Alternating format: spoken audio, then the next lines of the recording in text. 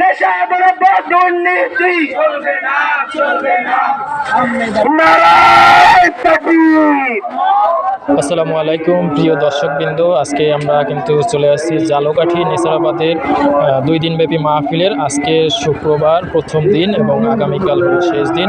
তো এখানে দেখতে পাচ্ছেন ছাত্ররা কিন্তু একটা মিছিল নিয়ে বের হচ্ছে যে কোনো নেশাদ্রব্য বা দুর্নীতি চলবে না মাহফিলের এরিয়ায়।